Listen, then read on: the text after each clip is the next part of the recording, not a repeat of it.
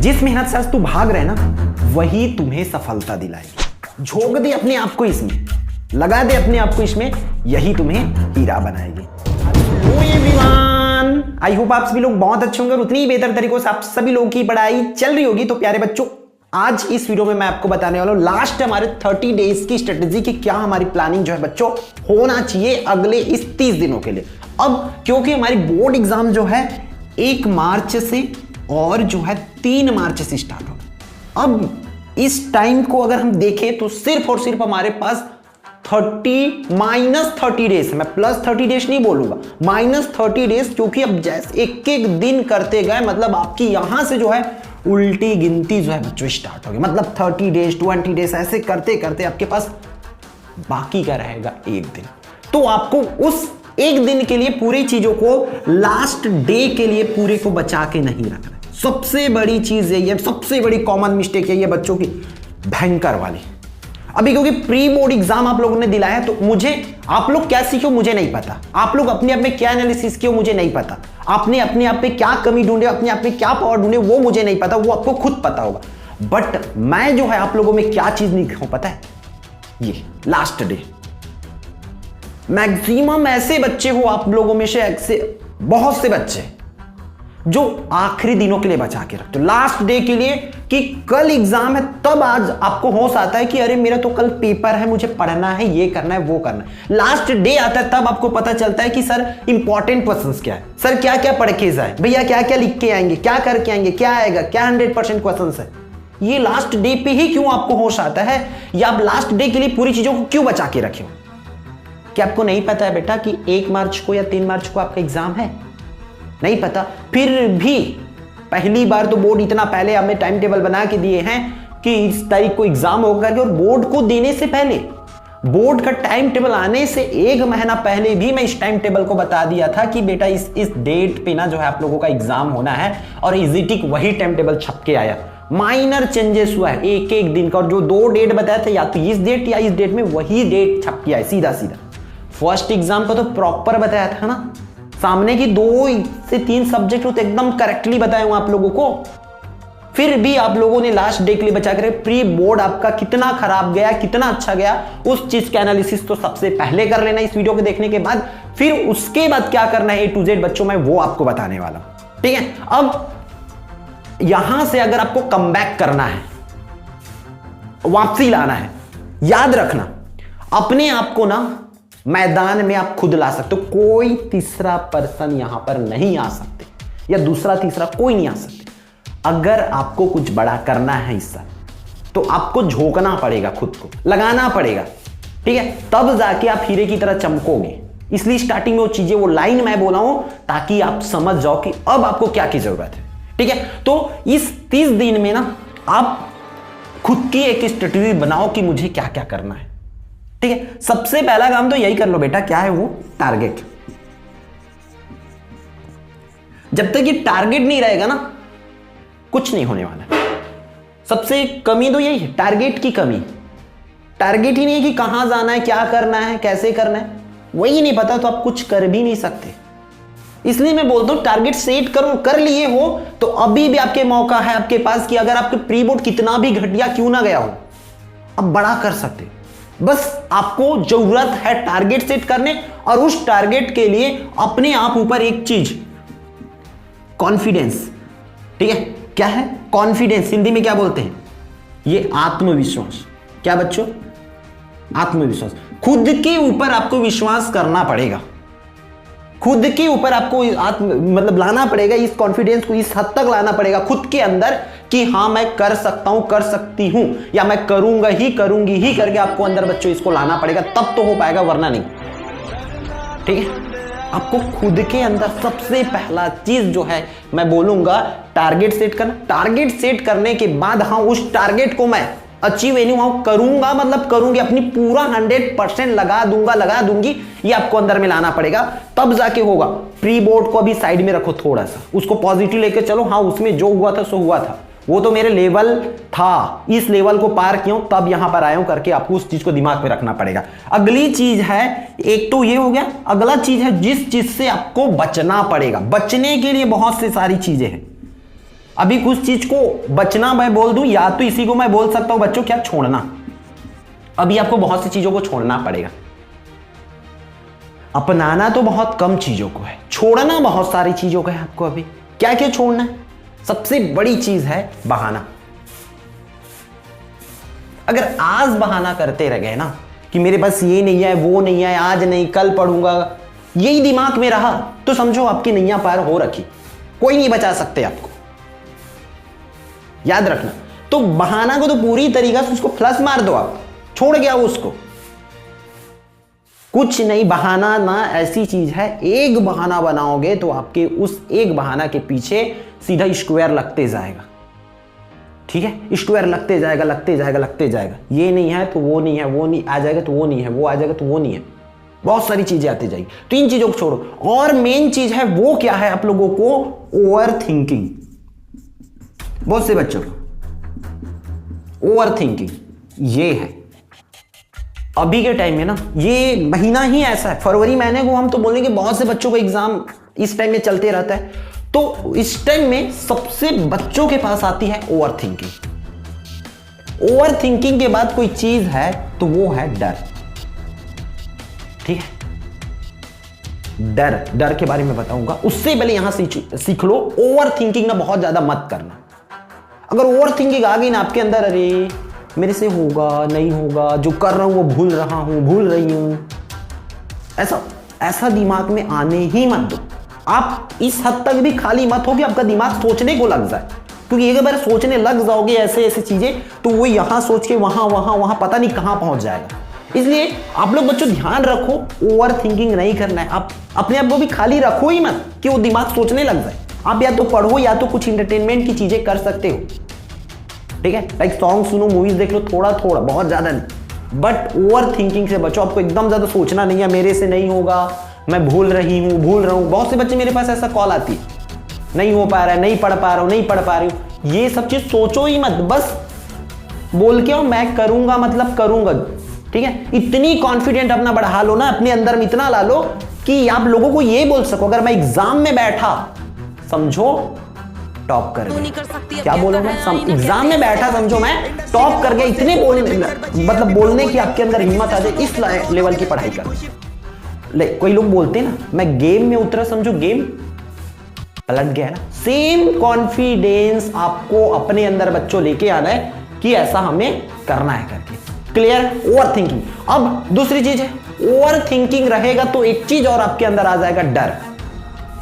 तो डर भी कभी कभी ना अच्छी होती है, याद रखना। डर भी क्या होती है, अच्छी होती है। डर पर एक वीडियो बनाया हूं मैं, भेजूंगा उसको, इस डिस्क्रिप्शन में लिंक डालूंगा, उसमें डर के बारे में बताया। डर भी बहुत अच्छी चीज होती है, डर भी बहुत अच्छी चीज होती है। लेकिन एक्स्ट्रा डर जो होती है, डर दो तरीका से होते हैं, डर की टाइप में उस वीडियो में बताया हूं कि डर एक हद तक हमारे लिए अच्छी क्यों होती है, पता है? डर लगता है तभी तो पढ़ोगे।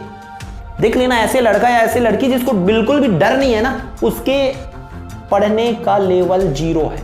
वो कभी पढ़ेगा नहीं, क्योंकि उसको डर ही नहीं लगता फेल होने का, उसको कुछ करने का, हारने का डर ही नहीं है ना। इसलिए मैं बोलता हूं डर की वजह से कम बहुत से बच्चे पढ़ते हैं, अरे एग्जाम है, पढ़ना है हमें, फेल हो गए तो क्या होगा। इसलिए तो मैं बोलता हूं डर अच्छी, उसको बना के रखो, बस उसको एक्स्ट्रा मत होने देना। क्लियर है? बातें समझ आ रही है? पढ़ने की बात करो तो मैं पढ़ने की बहुत सारा प्लानिंग बता रखा हूं, आपको क्या क्या करना है वो चीजें पूरी बता रखा हूं। अभी है इन चीजों को ध्यान में रखने का कि हमें क्या करना है और क्या नहीं करना है करके। ये 30 दिन है, 30 दिन में और भी चीजें याद रखना। इन चीजों को तो आपको ध्यान में रखोगे। अगर मैं बात करूं, सिलेबस तो पूरा कंप्लीट होना ही चाहिए। सिलेबस पूरा कंप्लीट कर लो आप लोग, ऐसा नहीं कि आधा अधूरा बचा के रखो। लास्ट डे के लिए तो बिल्कुल भी नहीं बचा के रखो भाई आप लोग सिलेबस। फिर अगर आप 10वीं वाले बच्चे हो मेरे प्यारे स्टूडेंट्स, तो सबके पास प्लान शीट होना चाहिए। बिना प्लान शीट के आप टॉप कभी नहीं कर पाओगे, याद रखना।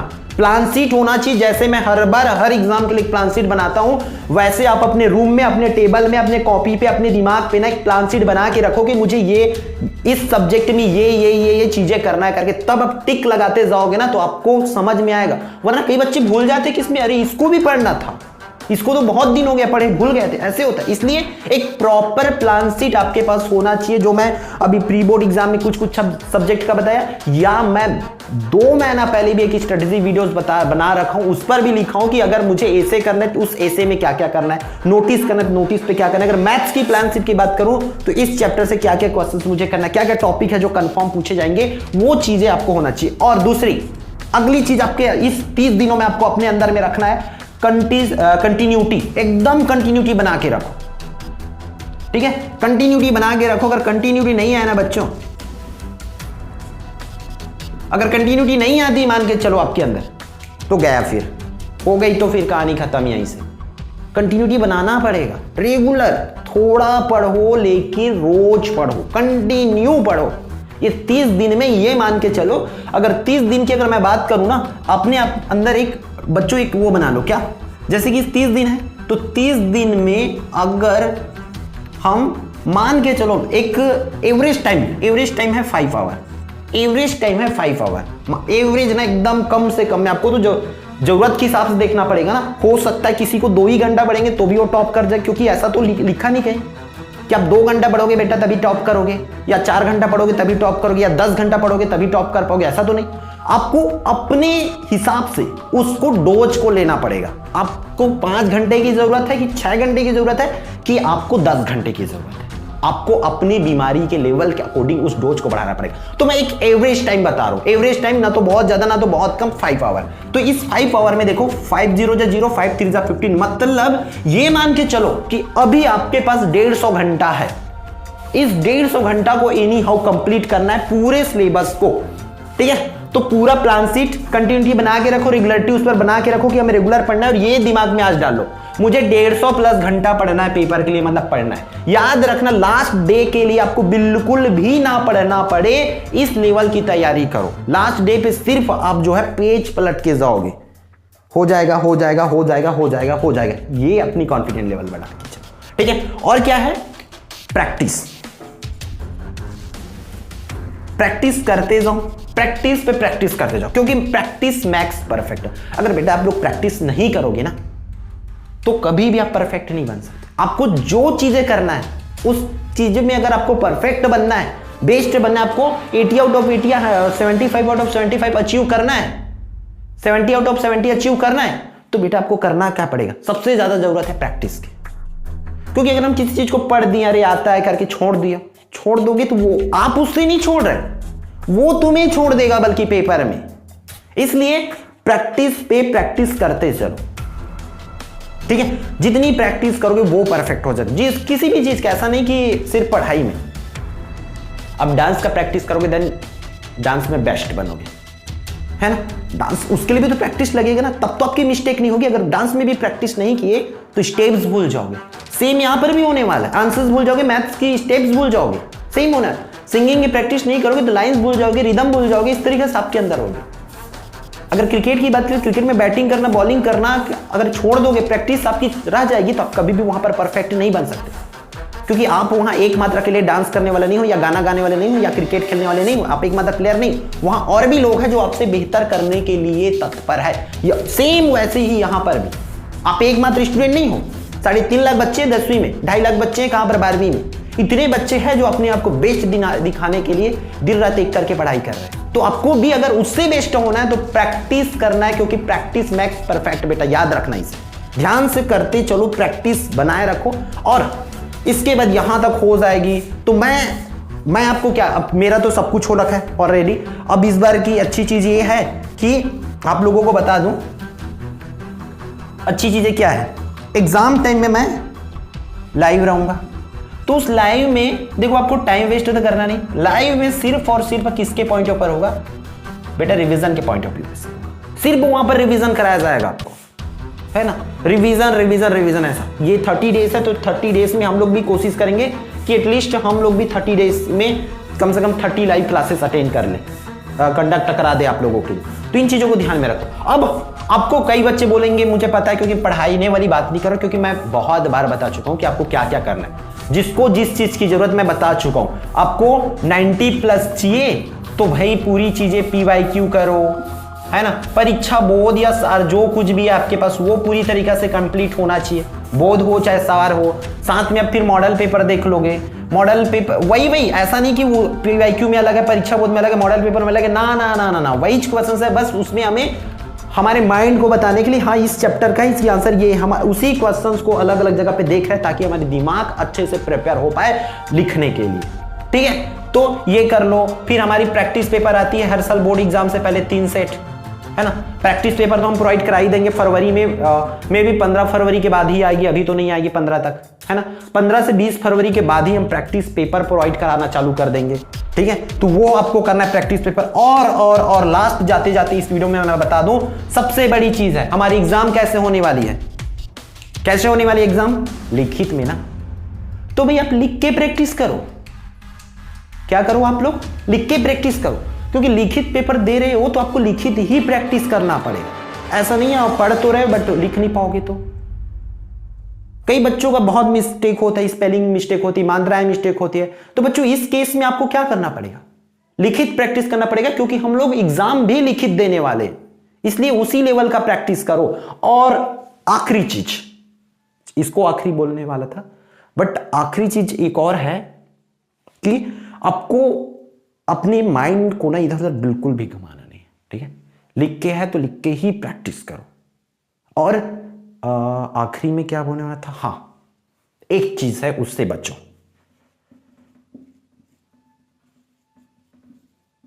एक्सपेरिमेंट। क्या होती है बच्चों एक्सपेरिमेंट? कई बच्चे आखिरी में क्या करते रहते हैं, अरे मेरा दोस्त जो है सुबह पढ़ता है तो उसको ज्यादा अच्छा याद होता है।